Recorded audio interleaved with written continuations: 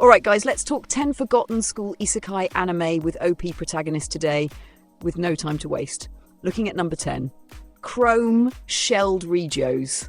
In a world where humanity lives in giant moving cities because the outside is basically instant death with extra seasoning, Leif and Alsafe just wants peace. But of course Destiny says, nah bro, you're the main character. He joins an academy where students use swords powered by magical particles. Because why study math when you can slice bugs the size of trucks? Everyone's trying their best, but Leifon? He's out here casually breaking the power scale while pretending to be average. The man's biggest struggle isn't fighting monsters, it's hiding his god-tier skills from people who think basic training means running laps. And when his past as a legendary fighter gets exposed, boom, half the cast wants him on their team, the other half wants to test their luck dying. Leifon's inner thoughts? Maybe I should have just been a farmer. The narrator's thoughts? Nah, fam. You're too overpowered to grow carrots. Chrome-shelled regos is that rare mix of post-apocalyptic chaos, academy drama, and main character energy so intense it makes other protagonists look like NPCs. Forgotten? Absolutely. But Leifon didn't need clout. He already soloed the apocalypse before class started. Booming down number 9, Bladed Dance of Elementalers. Picture a prestigious all-girls academy where every student commands powerful spirits and then one random dude just walks in like, open quote, "Yo, what's up ladies?" Close quote. That's Kamito Kazehaya, the only male spirit user in existence. The man doesn't just break rules, he shatters the entire fantasy system. Every girl in the academy loses their collective sanity because this boy can summon spirits better than them. And yes, it's exactly as chaotic as it sounds.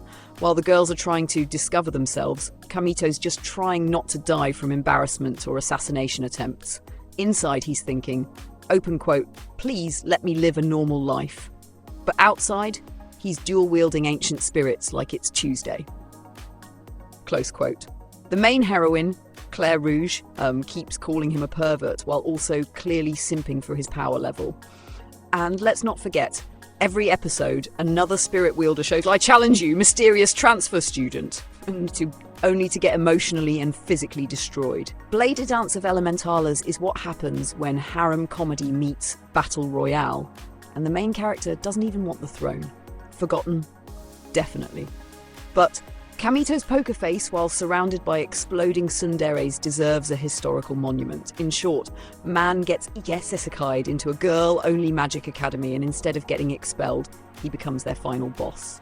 Number 8. World Break, Aria of Curse for a Holy Swordsman. Welcome to Akane Academy, where students remember their past lives, because normal school trauma wasn't enough.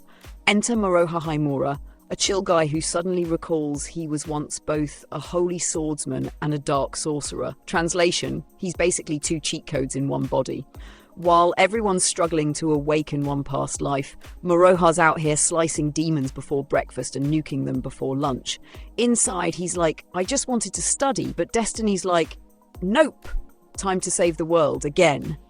Half the girls want to date him, the other half want to fight him. He's so overpowered he could drop out and still graduate with divine honours. This anime's forgotten because it looked like another magic school clone. But the truth? It's pure past life power fantasy chaos. World Break gives you reincarnation, romance, explosions, and an MC who doesn't even need to train. Just remember who he used to be, and boom, overpowered again. Number 7. 100. At Little Garden Academy, students use hundreds, weapons that respond to their DNA. Sounds cool, right? Except Hayato Kisaragi walks in and the device practically bows down like, yes, my king. Dude's so compatible, he breaks the scanner on day 1. He just wanted a normal dorm life, but suddenly he's fighting space monsters, becoming the academy's poster boy, and somehow getting engaged to his roommate who's secretly a princess. Inside, he's screaming, why me? Outside, he's soloing alien dragons like it's a PE warm-up. Every fight ends with, oh no, he's injured! Followed by Hayato casually obliterating enemies with 2% of his power. The teachers? Irrelevant. The enemies? Pulverized. The fan service? Mandatory. 100 is like if Iron Man met harem comedy, then exploded into power armor chaos. Forgotten, yes, but it's got that nostalgic 2010s overpowered energy that refuses to die. At number 6, The Silver Guardian. Suijin Riku is your typical broke gamer who could literally sleep through an apocalypse. One day, he gets isekai'd into the world of his favourite online game, and now he's protecting a goddess he barely knows. Classic Tuesday. The dude's broke, half-starved and addicted to video games, yet somehow, he's an unstoppable digital warrior. Inside, he's panicking. Outside, he's one-shotting enemies with cheat codes only he understands. The best part? The entire world runs on ancient servers, and Suijin treats it like a speedrun challenge. He's so overpowered, it feels illegal. Still, nobody remembers this anime because it dared to be Chinese-Japanese hybrid fantasy before it was cool. The Silver Guardian delivers budget animation, questionable pacing, and pure gamer energy. The kind where the protagonist saves the world with lag spikes and sheer Wi-Fi strength. Forgotten? Definitely. But Suijin's plot armor could survive 3 seasons of bad coding. At number 5, Aesthetica of a rogue hero. Akatsuki Osawa is that dude who beat the Demon King. And instead of chilling, he drags the Demon King's daughter back to Earth like it's take your enemy's kid to work day. Now they're both in a special academy for returnees from other worlds. He's strong, smug, and allergic to rules. Every time the teachers try to discipline him, he just casually dismantles their entire magic system. The girls? Simping. The boys? Traumatized. The principal? Probably tired of filing damage reports. Akatsuki doesn't train, he flexes. Every battle turns into a lesson in why the protagonist is built differently. He's too smart to lose and too shameless to care. Aesthetica of a rogue hero is unapologetically wild, half fan service, half domination fantasy. Forgotten? Yeah, but it walked so modern, overpowered MCs could sprint shirtless through explosions. Number 4, Gakusentoshi asterisk. In a floating city where schools settle everything with magical tournaments, Ayato Amagiri transfers in just to find his missing sister. But before he can unpack, he accidentally walks in on a tsundere princess changing. Boom! Duel challenge. He tries to act chill, but this man's suppressing powers so dangerous they literally sealed him for safety reasons. Inside he's thinking, please let me keep a low profile. Outside he's slicing energy barriers in half while the crowd screams. Asterisk is classic. OP hero, fancy powers, and a world that thinks balance means let's all lose to the protagonist equally. It faded because it aired beside the irregular at Magic High School. But real ones remember Ayato was built different. Forgotten? Sadly, yes. But Ayato's power level still gives shonen leads anxiety attacks. Coming down to number 3. Campione.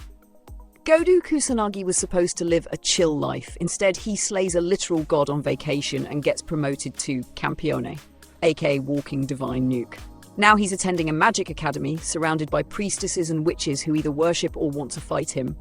He's the most confused harem king ever, saving the world one awkward flirtation at a time. Every fight begins with an argument and ends with divine property damage. Inside he's thinking, why me? Outside he's tanking lightning bolts and smiting deities like a Monday chore. Campione is forgotten because it's too wild to categorize. It's half romance, half mythological chaos. But make no mistake, this man could 1v1 Zeus before class starts.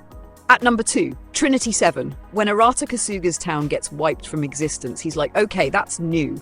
Then he joins a magical academy filled with 7 elite girls, each more chaotic than the last. He's flirty, fearless, and fully self-aware he's in a harem anime. Every girl threatens him, and he's just vibing, because secretly he's an archmage of disaster. One sneeze and the world's gone. Trinity 7 is peak chaotic brilliance, part comedy, part apocalypse. Arata doesn't struggle to get strong, he just remembers he's overpowered. Forgotten? Barely, but underrated for being an unapologetic meta-parody of every serious magic school show. When Arata says, let's get serious, someone's dimension gets deleted. Respect. Number 1. The Legend of the Legendary Heroes. Rainer Lute is a lazy genius who just wants to nap. Unfortunately, he's cursed with eyes that can copy any magic in existence. The kingdom sees dangerous weapon, Rainer sees excuse to sleep more.